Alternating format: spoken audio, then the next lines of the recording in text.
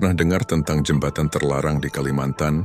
Ini bukan sekedar jembatan biasa, tapi menyimpan kisah mistis yang bikin bulu kuduk merinding.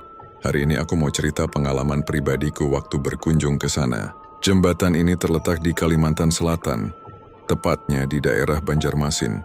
Dari luar, tampak seperti jembatan tua biasa yang terbuat dari kayu ulin, tapi penduduk lokal selalu memperingatkan untuk tidak menyeberanginya setelah matahari terbenam. Waktu itu aku datang untuk liputan. Awalnya skeptis dengan cerita-cerita mistis yang beredar. Kata orang, banyak yang hilang setelah mencoba menyeberang di malam hari. Ada yang bilang mereka melihat sosok wanita berbaju putih di ujung jembatan. Yang bikin aku kaget, pas lagi wawancara sama Pak RT setempat, beliau cerita kalau jembatan ini dulunya adalah lokasi pertempuran sengit di masa kolonial. Ratusan pejuang gugur di sini, dan konon arwah mereka masih menjaga jembatan sampai sekarang. Sore itu, ketika aku sedang mengambil foto-foto terakhir, tiba-tiba angin bertiup kencang.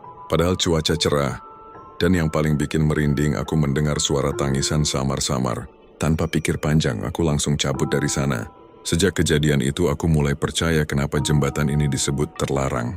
Bukan karena kondisinya yang rapuh, tapi karena ada penunggu yang masih setia menjaganya. Sampai sekarang, penduduk lokal masih melakukan ritual khusus setiap bulan purnama untuk menghormati para arwah di sana. Cerita ini mengingatkan kita bahwa ada tempat-tempat di Indonesia yang punya nilai sejarah sekaligus mistis yang dalam. Dan kadang, lebih baik kita menghormati kepercayaan lokal daripada mencoba-coba hal yang bisa membahayakan diri sendiri. Di tengah lebatnya hutan Kalimantan, tersembunyi sebuah jembatan tua yang menyimpan ribuan kisah mistis. Penduduk lokal menyebutnya jembatan terlarang. Sebuah nama yang membuat bulu kuduk merinding setiap kali diucapkan. Konon, jembatan ini dibangun di atas sungai yang dihuni oleh roh-roh penasaran. Mereka yang pernah melewatinya di malam hari bercerita tentang bisikan-bisikan misterius dan bayangan yang menari-nari di kegelapan. Cerita ini bermula ketika 3 remaja, Rina, Andi, dan Sari, memutuskan untuk menguji keberanian mereka. Mereka bertekad menyeberangi jembatan itu tepat saat malam menjelang.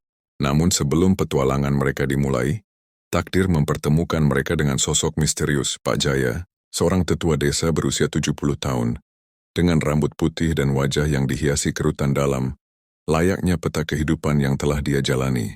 Pak Jaya bukanlah orang biasa. Dia adalah penjaga hutan yang selalu terlihat membawa tongkat kayu, dengan ukiran simbol-simbol kuno. Dengan suara yang bergetar namun penuh wibawa, dia memperingatkan ketiga remaja itu. Anak-anak, ucapnya pelan. Banyak yang telah hilang di sana. Roh-roh yang tidak tenang menunggu untuk menarik kalian ke dalam kegelapan. Jangan sekali-kali menyeberang saat malam. Pak Jaya kemudian membagikan kisah tentang seorang wanita yang menghilang di jembatan itu saat mencari suaminya. Sejak saat itu, konon jiwa-jiwa yang terjebak terus mencari jalan pulang tersesat dalam kegelapan abadi. Di tangannya, Pak Jaya memegang sebotol ramuan herbal. Warisan leluhur yang dipercaya bisa melindungi dari roh jahat.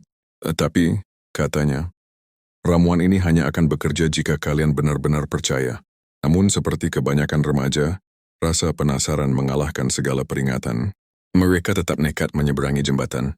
Dan tepat saat kaki mereka menginjak papan kayu yang lapuk itu, suara-suara aneh mulai terdengar, dan bayangan-bayangan gelap mulai menari di sekitar mereka.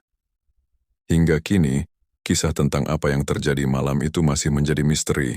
Yang pasti jembatan terlarang tetap berdiri, menyimpan rahasia tentang mereka yang berani menantang kegelapan.